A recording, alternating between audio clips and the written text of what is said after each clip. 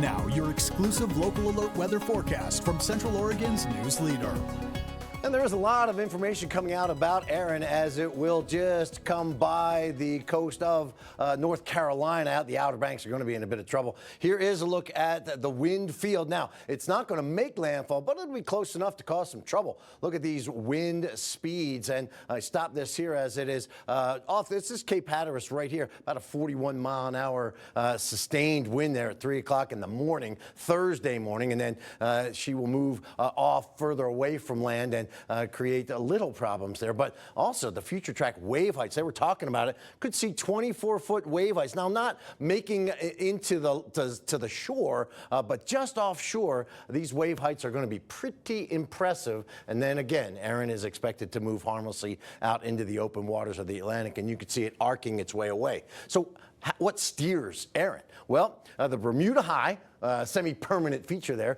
This will be wrapping around the western edge of that. And then why is it not coming on shore? Because of this ridge of high pressure that's pushing it away from the region. And believe it or not, that high pressure ridge continues to expand all the way over through the U.S. And in our area. And that is really what's going to keep us on the dry side and get us on the hot side. Here's a look at Mount Bachelor. There's a couple of clouds drifting overhead, but generally a really nice looking day out there. What we're tracking is this dry and warm scenario with temps in the middle 80s tomorrow. It's a couple degrees above normal. Normal's 83. Hot pattern begins soon. I'm expecting 90s, at least upper 80s on Thursday. And then it's going to be definitely hot over the weekend with temperatures in the mid 90s both Saturday and Sunday.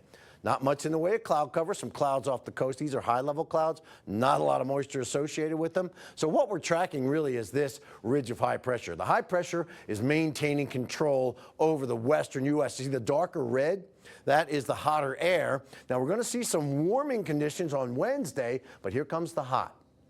Gets out there into California, and then Thursday, this ridge actually comes to our area, does not go to the east, it comes back to the west, and that is what helps get us into the hot zone as we set up for the weekend. Right now, it's really nice August day, 84 in Bend, 83 in Redmond, humidity levels in the mid-20s, that's about right. We have light winds, 11 miles an hour in Redmond, really is the most we get. These are sustained winds, kind of variable coming down from the north and shifting off to the west. Right now it's 81 in La Pine, near 90 in Warm Springs, but the 70s in Sisters, so a nice 76-degree temperature in Sisters with an 84 in the Prineville region.